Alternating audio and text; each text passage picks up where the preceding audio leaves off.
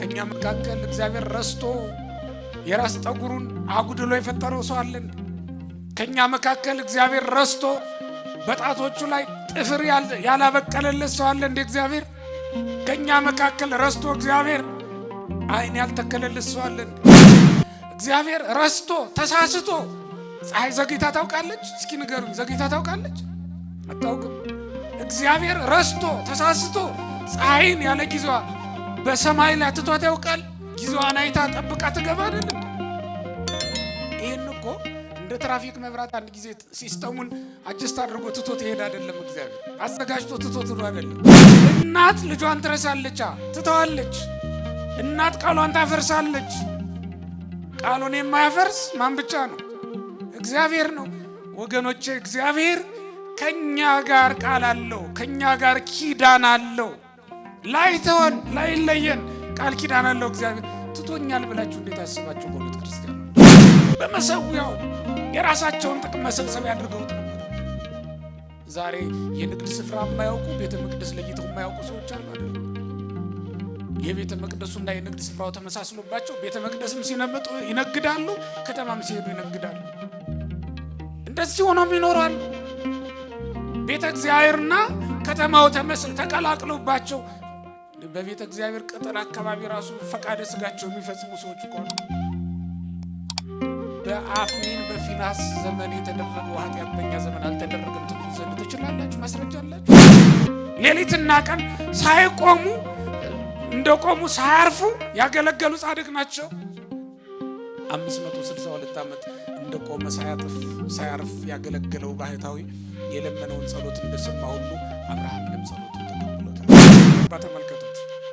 እስራኤልን አይደል በእስራኤል ላይ ነው የተሾመ ለጊዜው እንዲመራቸው እንዲያስተዳድራቸው። እኔ ከአንተ ጋር ነኝ፣ አልጥልህም፣ አልተውህም፣ ከሙሴ ጋር እንደነበሩ ከአንተ ጋር ሆናለሁ ብሎ ቃል ኪዳን ገባለት። እግዚአብሔር ከማን ጋር እንደነበረ? ከአበው ጋር የነበረ እግዚአብሔር ከትውልድም ጋር ይኖራል።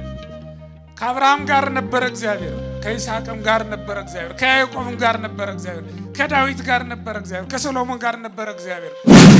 ከአበው ጋር የነበረ እግዚአብሔር ከውሉድም ጋር ይኖራል። ይሄ ቃል ኪዳኑ ነው። እግዚአብሔር የማይፈርስ የዘወትር ቃል ኪዳኑ ነው። እግዚአብሔር ቃሉን ይጠብቃል አይጠብቅም?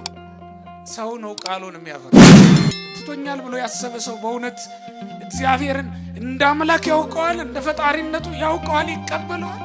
እግዚአብሔር ይተው ዘንድ በእውነት ይችላል? እግዚአብሔር ቃሉን ይረሳ ዘንድ ይችላል? እግዚአብሔር መርሳት አለ በሱ ዘንድ? የማይረሳ ከሆነ እግዚአብሔር ረስቶኛል ብላችሁ እንዴት አስባችሁት? በእውነት ክርስቲያኖች ስለ ራበን፣ ስላመመን፣ ስለደከመን፣ ስለጎደለብን ረሳኝ ብለን እንዴት እናስባለን?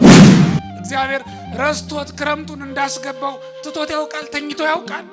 ዘንግቶት ያውቃል? በጊዜው ክረምቱ ይመጣል፣ በጋው ሲመጣ ደግሞ ዝናቡ ይቆማል። ደመናት የሚመጡት በጊዜያቸው ነው። ውሃ የሚቀዱት በታዘዙበት ጊዜ ነው። ደመና እኮ ዛሬም አለ፣ የበጋ ደመና ግን ውሃ ቀድቶ ከውቅያኖስ ውሃ ጠልፎ አምጥቶ በምድር ላይ ሲያፈሳ እንመለከተውም። ለምን? እግዚአብሔር አይረሳማ፣ በሰዓቱ ነው የሚያደርገው። አይረሳሽም፣ አይረሳህም። እግዚአብሔር አይረሳንም፣ አይተሆንም። ያስቡት። የገንዘብ ቢኖራችሁ ሰው እጅ ላይ ሆኖ እኮ ታስቡታላችሁ አይደል እንዴ? ገንዘባችሁን የእናንተ ነውና ረስታችሁት ልትተውት አትችሉም። ገንዘባችሁ ስለሆነ ሀብታችሁ ስለሆነ እኛም ዛሬ ምንም እንኳን ኃጢአት እያባበለች ወስዳ በሰይጣን እጅ ብታስገባንም እግዚአብሔር ግን አይተውንም። ገንዘቦቹ ነና በደሙ የገዛን ገንዘቦቹ ነና መስቀል ላይ ወጥቶ መከራ የተቀበለልን በግርፋቱ በሰንበሩ በደሙ በመከራው የገዛን ያዳነን ፈውስን የሰጠን እሱ እግዚአብሔር ጌታችን ነው።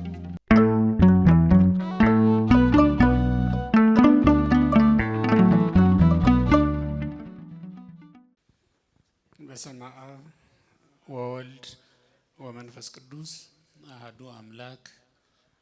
ክቡር ርዕሰ ልኡካን ቆሞስ አባ ተክለ ማርያም የዚህ ታላቅ ገዳም ዋና አስተዳዳሪ፣ ክቡራን ሊቃውንተ ቤተ ክርስቲያን፣ የተወደዳችሁ የልዑል አምላክ የሕያው እግዚአብሔር ቤተሰቦች፣ በወደደንና ባከበረን በልዑል አምላክ በሕያው እግዚአብሔር ስም እንደምን ዋላችሁ? እንደምን አመሻችሁ? ለዚህ ዕለት ለዚህ ሰዓት እንኳን አደረሳችሁ። አሜን። በደሙ ያጠበን ከባርነት ቤት አውጥቶ ወደ ልጅነት የመለሰን በዚህ ዓለም ፋንታ መንግስተ ሰማያትን ተስፋ አድርጎ የሰጠን በኦሪት ፋንታ ወንጌልን የሰራልን ወደዚህ ዓለም ወርዶ ተወልዶ እኛን መስሎ እኛን ያዳነን የአባቶቻችን አምላካችን መድኃኒታችን ኢየሱስ ክርስቶስ ከባህሪ አባቱ ከአብ ከባህሪ ሕይወቱ ከመንፈስ ቅዱስ ጋራ ስሙ ዛሬም ዘወትርም ለዘላለም የተመሰገነ ይሁን። አጠር አድርጌ እንድናገር ያው መምጣቴን ብቻ ለማስታወስ ያክል አምሽቼ ስለገባው እንድታውቁት ያህል ነው እንጂ ብዙ ትምህርት አላስተምርም፣ ጊዜውም ስለማይበቃ ስለመሸ። በትንቢተ ኢሳይያስ ምዕራፍ 49 ቁጥር 15 ላይ የሚገኝ አንድ የእግዚአብሔር ቃል ነግሬያችሁ ባጭሩ ምናልባትም ቢበዛ ከ10 ደቂቃ ላልበለጠ ጊዜ ቆይቼ መድረኩን እለቃለሁ ማለት ነው። ቃሉም የሚለው እኔ ግን አልተውሽም የሚል ቃል በትንቢተ ኢሳይያስ ምዕራፍ 49 ቁጥር 15 ላይ ተጽፎ እናገኛለን። ሁላችሁም ይህን ቃል እንድትሉ ጠይቃለሁ። እኔ ግን ብሎ አልተውሽም። ይህን ቃል ነቢየ እግዚአብሔር ኢሳይያስ የተናገረው ትንቢት ነው። እግዚአብሔር ለእስራኤል የገባው ቃል ኪዳን ነው። ቃሉ እንደሚነግረን ከፍ ብለን ስንመለከተው ጽዮን ግን እግዚአብሔር ረስቶኛል ብላለች። በውኑ ሴት ከማህፀኗ ለወጣው ልጅ እስከማትራራበት ጊዜ ድረስ ደርሳ ልትተወው ልትረሳው ትችላለችን? አዎ እሷ ልታደርገው ልትረሳ ትችላለች፣ እኔ ግን አልረሳሽም የሚል ቃል ኪዳን ነው የሰጣት ለጽዮን ማለት ነው። እዚያ ላይ የምንመለከተው እንግዲህ እግዚአብሔር ከእስራኤል ጋር ያለውን አንድነት ያለውን ግንኙነት እናውቃለን። በእስራኤል በብሉይ ኪዳን እስራኤል በሚስት እግዚአብሔር ደግሞ በባል ተመስለው ነው የተቀመጡትና እግዚአብሔርና እስራኤል በቃል ኪዳን የተዋዋሉ በቃል ኪዳን የተስማሙ በቃል ኪዳን አንድ የሆኑ ናቸው። አብርሃምን ከነበረበት ካደገበት ምድር ከካራን ካወጣው ጊዜ ጀምሮ እግዚአብሔር ለአብርሃምና ለዘሩ በገባው ቃል መሰረት እስራኤልን እንደ ሚስት የሚጠብቃት የሚንከባከባት የሚመግባት ሆኗል። ያም ማለት ለቤተሰብነት የመረጣት ርስቱ ስለነበረች በምድር ላይ እግዚአብሔር ሌላ ርስት የለውም፣ የሰው ልጅ ነው ርስቱ። አብርሃምንም የመረጠበት ምክንያት ለርስትነት ነው። ርስቱን አብርሃምን ግን በመረጠው ስፍራ ላይ ተክሎታል። እኔ ወደማሳይህ ምድር ውጣ ብሎ የተከለው ማርና ወተት ወደምታፈሰው ምድር አስገብቶ የተመረጠችውንና የከበረችውን ምድር ርስቱ ለሆነው ለአብርሃም ሰጥቶታል ማለት ነው። አብርሃም ለእግዚአብሔር የተመረጠ ርስት ነው። ለአብርሃም ደግሞ ኢየሩሳሌም የተመረጠች ርስት ናት። ኢየሩሳሌምን አብርሃም በቃል ኪዳን ወርሷታል። አብርሃምን ደግሞ እግዚአብሔር በቃል ኪዳን ተቀብሎታል። ቅብብሎሹ እንደዚያ ነው።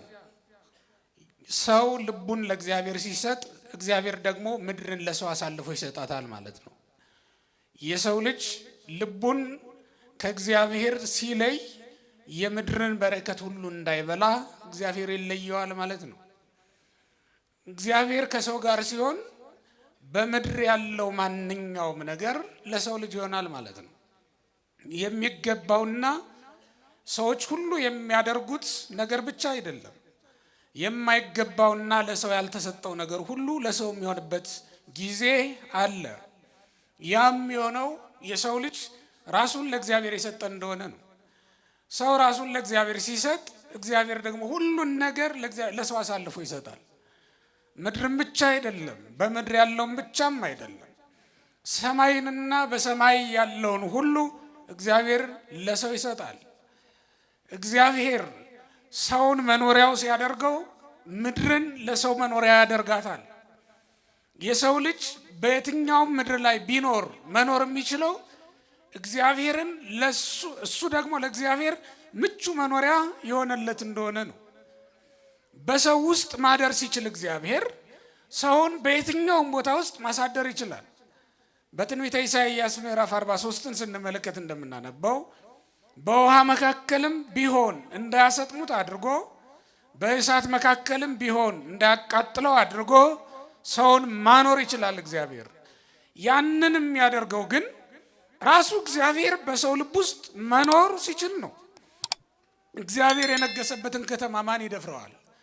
ጽኑ ንጉሥ የነገሰባትን ከተማ ሰራዊት የገነባ ንጉሥ በየትኛውም ሀገር ሂዶ ዘምቶ ድል አድርጎ ይመለሳል እንጂ ድል አይነሳም። እንደምታውቁት የነገሰባትን ከተማ አያስደፍራትም። አጥሯ ቅጥሯ የጸና ነው። ውሃዋን የሚቀዳት ሳሯን የሚነቅላት አንድም ወንድ የለም። እግዚአብሔር የነገሰበትንም ሰው ልክ እንደዚያው ነው። የራሱን ጠጉር ሳይቀር እግዚአብሔር ቆጥሮ ተረክቦታልና ማንም ሰው ያለ እግዚአብሔር ፈቃድ የራሱን ጠጉር መንቀል አይችልም። ለዚህም ነው በቅዱስ መጽሐፍ ወለክሙሰ ስዕርተ ርእስክሙኒ ሁሉ ቁይጡ ይላል። በማቴዎስ ወንጌል ምዕራፍ 10 ላይ ለእናንተስ የራስ ጠጉራችሁ ሳይቀር የተቆጠረ ነው ይላል እግዚአብሔር። የራስ ጠጉራችሁ ሳይቀር የቅዱሳን የተቆጠረ ነው። የእግዚአብሔር ከተሞች ናቸውና እነሱ ራሳቸው የተቆጠረውን ማንም ሊነካው አይችልም። እግዚአብሔር ቆጥሮ ተረክቧቸዋል። ቅዱሳንን አጥንታቸውን አይደለም፣ ሰውነታቸውን አይደለም፣ የራስ ጠጉራቸውን። ከራስ ጠጉራቸው አንዷን ዘለላ ያለ እግዚአብሔር ፈቃድ ነፋስም ቢሆን ነቅሎ ሊወስዳት አይቻለውም ማለት ነው። ካልተፈቀደለት ማንም ምን በእነሱ ላይ ማድረግ አይቻለውም። ለምን? የእግዚአብሔር ከተማ ስለሆኑ። የሚፈራ ንጉሥ፣ ጽኑ ንጉሥ የነገሰባትን ከተማ ማን ይደፍራታል? አጥሯም ቅጥሯም የማይደፈር ጽኑ ነው አይደለም የሚለው? የማይደፈር ጽኑ ነው። ማንም ቢሆን በኃይል ከእግዚአብሔር ጋር ይነጻጽራል። እግዚአብሔርን ሊደፍረው የሚችል ማንም የለም። ሰው በቃል ኪዳን ለእግዚአብሔር የተሰጠ ሲሆን ቃል ኪዳኑን አክብሮ መኖር ሲችል እግዚአብሔር ደግሞ በቃል ኪዳን ምድርን በጠቅላላ ይሰጠዋል። ሁሉንም ለሰው ልጅ ይሰጣል ማለት ነው። ሁሉን ለሰው ይሰጣል እግዚአብሔር። እስኪ አስቡት፣ ከአለት ላይ ውሃ ላውጣ ቢል፣ ውሃ ላፍልቅ ቢል የሰው ልጅ ማን ይከለክለዋል? የእግዚአብሔር ሆኗል። አንድ ጊዜ አለትም ቢሆን ይታዘዝለታል፣ ፀሐይ ጨረቃም ቢሆን ይታዘዙለታል። ፀሐይ ጨረቃ ለኢያሱ እንደታዘዙለት ቀን ቢያጥረው ጊዜ ቢያንሰው ፀሐይና ጨረቃን ወደ ማዘዝ ገባ። ተመልከቱት። በእስራኤል ላይ ነው የተሾመ ለጊዜው እንዲመራቸው እንዲያስተዳድራቸው። እኔ ከአንተ ጋር ነኝ፣ አልጥልህም፣ አልተውህም፣ ከሙሴ ጋር እንደነበሩ ከአንተ ጋር እሆናለሁ ብሎ ቃል ኪዳን ገባለት እግዚአብሔር። በመጽሐፈ ኢያሱ ምዕራፍ 1 ቁጥር 5 ላይ እንደምንመለከተው ኢያሱ 1:5 ላይ እንደተጻፈው እኔ አልጥልህም፣ አልተውህም፣ ከሙሴ ጋር እንደነበሩ ከአንተ ጋር እሆናለሁ አለው እግዚአብሔር። ከሙሴ ጋር እንደነበርኩ ከአንተ ጋር እሆናለሁ። እስኪ በሉቴን ቃል ከማን ጋር እንደነበረ ከማን ጋር ሆነ? ይሄ ማለት ሐሳቡን በደንብ ሙሴና ኢያሱን አይደለም እዚህ ላይ የሚፈልገው እግዚአብሔር።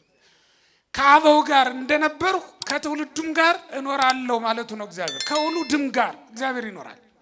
ከማን ጋር እንደነበረ? ከአበው ጋር። ከአበው ጋር የነበረ እግዚአብሔር ከትውልድም ጋር ይኖራል። ከአብርሃም ጋር ነበረ እግዚአብሔር፣ ከይስሐቅም ጋር ነበረ እግዚአብሔር፣ ከያዕቆብም ጋር ነበረ እግዚአብሔር፣ ከዳዊት ጋር ነበረ እግዚአብሔር፣ ከሰሎሞን ጋር ነበረ እግዚአብሔር። ከማቴዎስ ጋር ገብቶ ወንጌል ሰብኳል። ከቶማስ ጋር ገብቶ ወንጌል ሰብኳል። ከዮሐንስ ጋር ገብቶ ወንጌል ሰብኳል። በሁሉም ቦታ እግዚአብሔር ከአባቶቻችን ጋር ነበረ። ከኛስ ጋር ይኖራል አይኖርም? ምክንያቱም ከሙሴ ጋር እንደነበር ከማን ጋር ሆኗል? ከኢያሱ ጋር ሆኗል። ከአበው ጋር የነበረ እግዚአብሔር ከውሉድም ጋር ይኖራል። ይሄ ቃል ኪዳኑ ነው። እግዚአብሔር የማይፈርስ የዘወትር ቃል ኪዳኑ ነው። እግዚአብሔር ቃሉን ይጠብቃል አይጠብቅም? ሰው ነው ቃሉን የሚያፈርሰው። እኔ ግን ያለ ለዚህ ነው እግዚአብሔር እኔ ግን አልተውሽም። ለምን?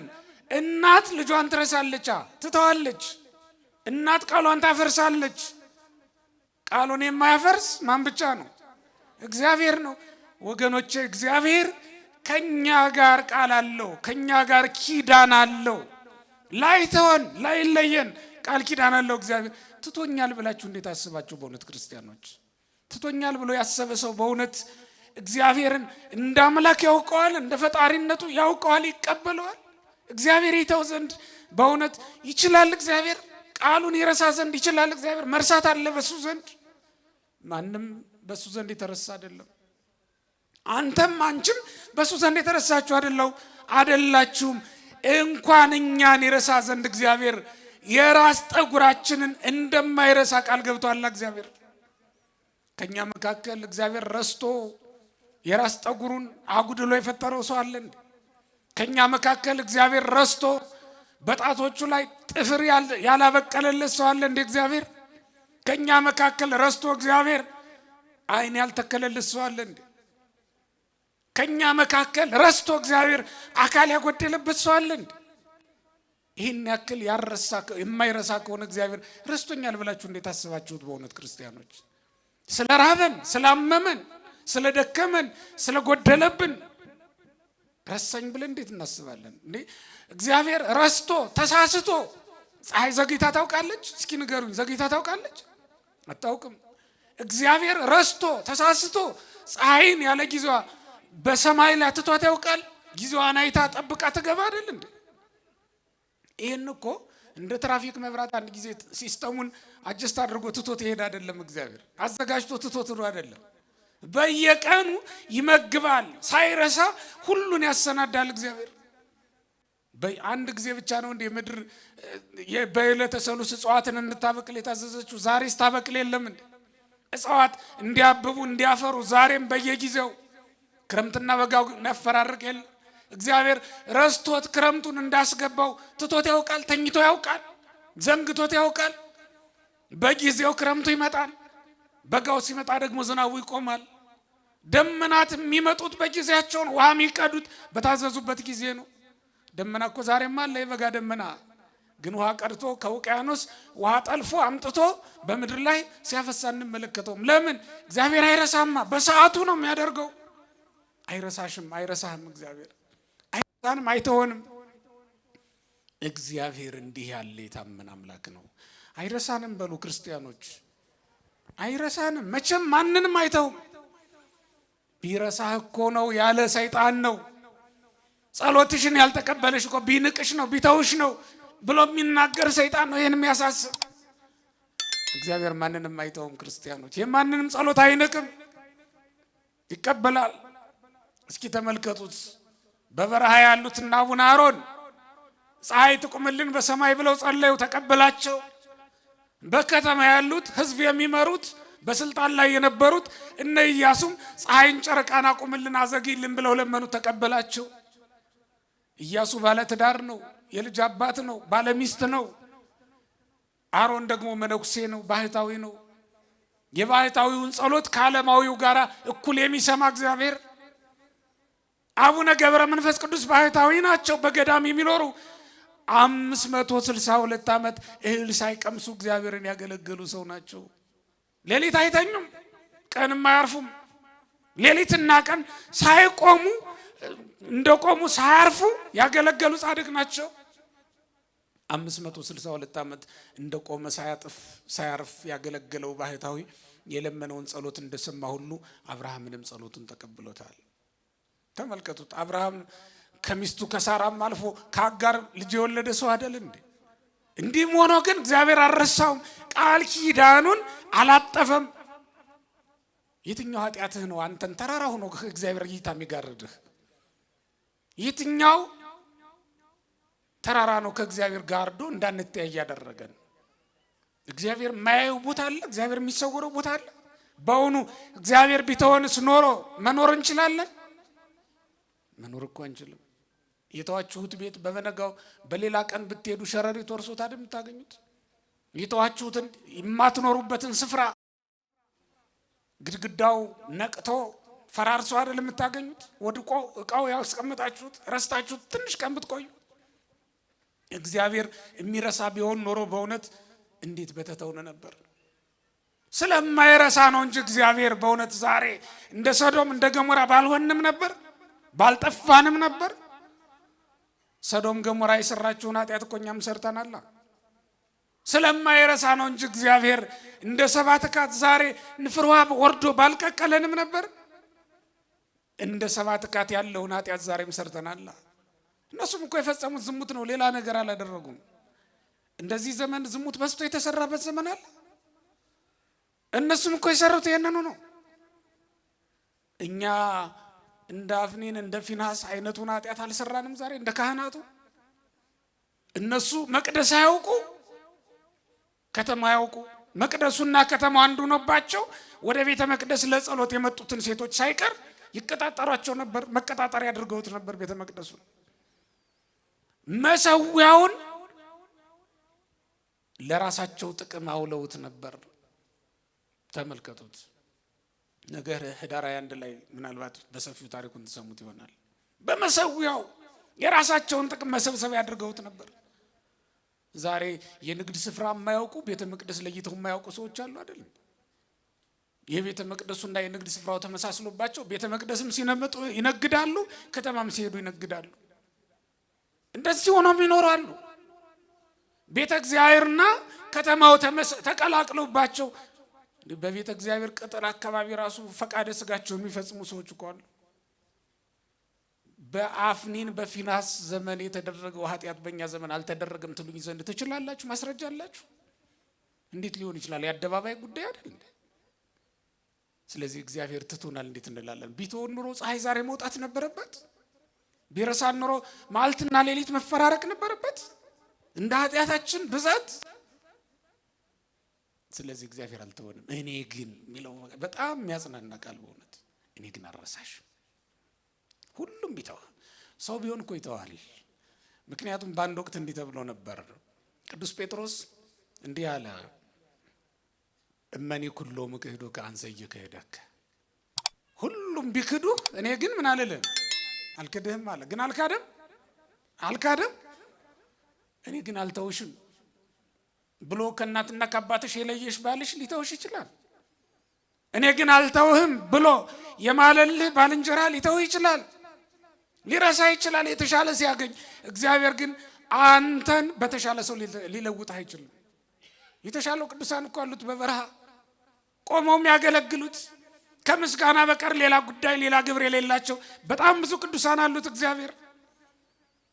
ከአንደበታቸው እንደ ጥሩ ውሃ ምስጋና ብቻ የሚፈስ እውነትና ሐሰቱ የተቀላቀለ ባንተንም እግዚአብሔር ትቶ አያውቅም። እስከ ዛሬ ድረስ ይመግብሃል፣ ጤናህን ይጠብቃል እግዚአብሔር። እንደነዚያ ቅዱሳን ሁሉ ዛሬም ምግብናውን አላቋረጠብንም እግዚአብሔር። አይልቁንም አብልጦ እያደረገልን ነው። እነሱ በቀን አንድ ጊዜ ነው የሚመገቡት፣ እኛ ግን በቀን 3 ጊዜ 4 ጊዜ ምናልባትም ከዚያ በላይ ልንመገብ እንችል ይሆናል። አልተወንም ዛሬም እግዚአብሔር። ሁሉም ትቶናል እኮ እግዚአብሔር እኮ ነው ያልተወን። ሁሉም ትቶን እሱ ነው። እኔ ግን አልተውሽም ይላል እግዚአብሔር። ይህን ቃል አስታውሱ ክርስቲያኖች። በጨለማም ቢሆን በብርሃንም ቢሆን ይህን ቃል አስቡ። እኔ ግን አልተውሽም ያለሽን እግዚአብሔርን ያለህን እግዚአብሔርን ከነፍስህ ጋር ይሄ ቃል ኪዳን እንዳለው አስብ። ከነፍሳችን ጋር ይህን ቃል ኪዳን ተጋብቷል እግዚአብሔር። አይተወንም፣ ለዘላለም ላይጥለን ላይተወን ቃል ገብቷል። በደሙ ገዝቶ ገንዘቡ አድርጎናል እግዚአብሔር። ገንዘቡን እንዴት ይረሳል? እስኪ ያስቡት። የገንዘብ ቢኖራችሁ ሰው እጅ ላይ ሆኖ እኮ ታስቡታላችሁ አይደል እንዴ? ገንዘባችሁን የእናንተ ነውና ረስታችሁት ልትተውት አትችሉ። ገንዘባችሁ ስለሆነ ሀብታችሁ ስለሆነ እኛም ዛሬ ምንም እንኳን ኃጢአት እያባበለች ወስዳ በሰይጣን እጅ ብታስገባንም እግዚአብሔር ግን አይተውንም። ገንዘቦቹ ነና በደሙ የገዛን ገንዘቦቹ ነና መስቀል ላይ ወጥቶ መከራ የተቀበለልን በግርፋቱ በሰንበሩ በደሙ በመከራው የገዛን ያዳነን ፈውስን የሰጠን እሱ እግዚአብሔር ጌታችን ነው። የነፍሳችን ጌታዋ ነው። ክርስቲያኖች ጌታዋ ነውና ነፍሳችንን ሊተዋት አይችልም። ቤትህን ትተዋለህ፣ እንዴት ልትረሳው ትችላለህ? ቤትህ ይጠፋል፣ እንዴት ልትረሳው? ሊጠፋ ይችላል። ምናልባት ሌላ ሰው ይሆናል እኮ የሚኖርበት፣ ግን አትረሳውም፣ አንተውም። እግዚአብሔር ቤቱን እንዴት ይተዋል? እኛ እኮ ቤተ መቅደሶቹ ነን፣ ማደሪያዎቹ ነን። ግን ክርስቲያኖች እኛ የእግዚአብሔር መሆናችንን በደንብ ነይ። እግዚአብሔር አይረሳንም፣ ግን እኛ ረሳነውም ወይ? ይታል ጸሎቱ ካረሳው ትጸልይ ነበር አይደል? ባትረሳው ኖሮ ለአምልኮ ትተጋ ነበር አይደል? ባንረሳው ኖሮ በእውነት እንቅልፍ ይጥለን ነበር። ነፍሳችን ስምጥ ያለ እንቅልፍ ውስጥ የወደቀችው እኮ ረስተነው ነው እግዚአብሔርን። ቅዳሴው ያለፈን ረስተነው እኮ ነው እግዚአብሔርን፣ ረስተነው ነው። የታመሙትን መጠየቅ ያቁም ነው፣ ምህረትን ማድረግ በጎ ነገርን ማድረግ እንችላ ያልነው ረስተነው እኮ ነው እግዚአብሔርን። ሰው እያስቀየምን እየኖርን ያለ ነው በሰላም። ሰው አስቀይሞ መኖር በጤና ምንም ሳይጎረብተው የሰው ገንዘብ በልቶ ከሰው ጋር ከወንድሙ ጋር ፊት ተዟዙሮ እንዴት ይሆናል? ሰው ማስቀየም እግዚአብሔርን ማስቀየም እንደሆነ ረስተው ነው። አዎ እኛ ግን እንረሳለን፣ እግዚአብሔር ግን አይረሳንም። አዎ እኛ እንተዋለን፣ እግዚአብሔር ግን አይተወንም። አዎ እኛ እንጥላለን፣ እግዚአብሔር ግን አይጥለንም። እኛ እግዚአብሔርን ረስተናል፣ እግዚአብሔር ግን እኛን ረስቶን አያውቅም። በእውነት ክርስቲያኖች እውነቱ እሱ ነው፣ የማይረሳን እሱ ነው። አንድ አባት ምን ይላሉ? እንዲያውም ጊዜ የማይሽራቸው ሁለት የፍቅር አይነቶች አሉ ይላል። አንዱ እግዚአብሔር ለሰዎች ያለው ፍቅር ነው። እውነት ነው አይደለም? እውነት ነው። ሁለተኛው ፍቅር ደግሞ ሰው ለምግብ ያለው ፍቅር ነው ይላል። እውነት ነው አይደለም? እንዴ ለምግብ ካለን ፍቅር የተነሳ ከሆነ የምግብ አሰራራችን ራሱ አይነቱ መብዛቱ፣ ብፌ የሚነሳበት ቤት ገብታችሁ ታውቃላችሁ? ይሄ ሁሉ ምግብ በምድር ላይ አለ የምትሉበት ቤት አለ። ለዚያውም ደግሞ የበለጠ ልታዩ ትችላላችሁ። ሰው ለምግብ ካለው ፍቅር የተነሳ በተለያዩ ጊዜያት የተለያየ ነገር ያደርጋል። ይህንን እምላችሁ ለምንድን ነው? እኛ ምግብን እንደማንረሳ ሁሉ መብል እንረሳለን። እኛ እንደውም እግዚአብሔር በፊታችን ያደረገው ሆዳችንን እንዳንረሳው ፈልጎ ነው መሰል። ነገሩ በጀርባ የሚሆን ምን ትረሱት አይመስለኝም። ትረሱት አላችሁ? አይ አትረሱም። በጀርባም ቢሆን አትረሱትም። አሁን በቃ በፊታችን ነው አንረሳው። እግዚአብሔርም ልክ እንደዛ ነው። ሁሉ ጊዜ በፊቱ ነው። እግዚአብሔር እኮ ጀርባ የለው፣ ሁሉም ፊቱ ነው። በፊታችሁ ያለውን ነገር እንዴት ትረሱታላችሁ? አረ ሊሆን አይችልም። እናት ልጇን አዎ ትረሳለች፣ ከዓይኗ ትሰውረዋለች። አንዱ ቦታ ብትሄድ ይሰወራል ከዓይኗ አይደል? በገረድ በሰራተኛ እጅ ጥላው ትሄዳለች። እግዚአብሔር ግን በሰራተኛ እጅ ጥሎን የሚሄድ አምላክ አይደለም። በማንም እጅ አይጥለንም። ሁል ጊዜ በእጁ ነን። የሚያሳድገን እሱ ነው። በሞግዚት አይደለም የሚያሳድገን፣ በራሱ ነው የሚያሳድገን። ራሱን ተመግበን ነው የምናድገው።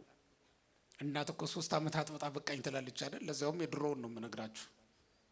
በዚህ ዘመን ደግሞ ሌላ ቀመር አለው መሰለኝ አይደል? ውበት ያበላሻል።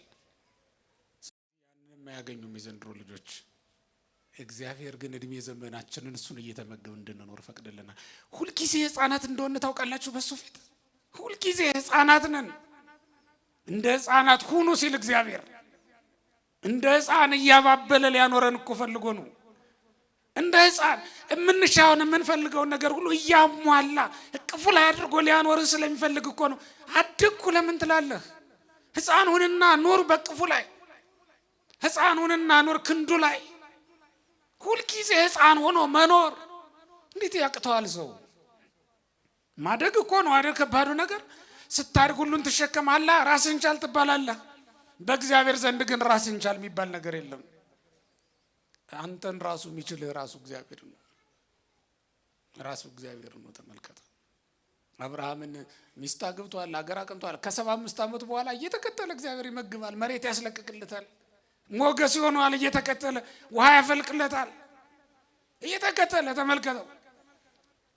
እስራኤል ከ600 ሺህ በላይ ናቸው። ያንን ሁሉ ህዝብ እየተከተለ ይመግባል እግዚአብሔር። ብዙ ናችሁ ስሩና ብሎ አላለም። ምድር በፊታችሁና ጥረሱና ቆፍራችሁ ብሎ አይደለም ያላቸው። እንደሌላው ሰው ዝናብ አዘንብላችኋለሁ ምድርን እንድታበቅል አደርግላችኋለሁ አይደለም ያለው። ራሱ ምግብ እያመጣ መገበ። ያን ሁሉ እንደ ህፃን ሆኖ መኖር እንዴት ያቅተዋል ሰው? በእውነት ክርስቲያኖች እንደ ህፃን ብትሆንለት እኮ እግዚአብሔር አንተ እያባበለ እንባህን እየጠረገ ያኖርህ ነበር። ግን እኛ እንደ ህፃን አንሆንም። ክፉ ነገርን በማወቅ አዋቆች ነን ብለናል። ክፉም በመለይ መልካሙን እኮ አይደለም። አዳምና ሔዋን እኮ መልካምና ክፉን በመለየት በማወቅ ነው በቃ ከቅፉ የወጡት በመጀመሪያ። አሁን ሕፃን ልጅ መልካምና ክፉ ለይቶ አያውቅም አይደል? አይበድልም፣ አውቆ አይበድልም፣ አውቆም በጎ ነገር አያደርግም። እውነት ነው። ልክ እንደዚያ ሕፃን መሆን ነበረብን፣ ግን እኛ እንደሱ አላደረግንም። ስለዚህ የተወደዳችሁ እግዚአብሔር ቤተሰቦች 10 ደቂቃ ብዬ 40 አደረግኩት አይደል? እንግዲህ ስለነበረን ጊዜ አባቶቻችን አምላክ እግዚአብሔር ስሙ የተመሰገነ ይሁን። ዛሬ እንዲያው መምጣትህን ሪፖርት አድርግ ስለተባልኩ ነው አሁን የገባሁት። እንዲያው መግባቴን ለማሳየት ያክል ነው እንጂ ለማስተማር አልነበረም። ግን በዚያው ቀጠልኩ መሰለኝ። እግዚአብሔር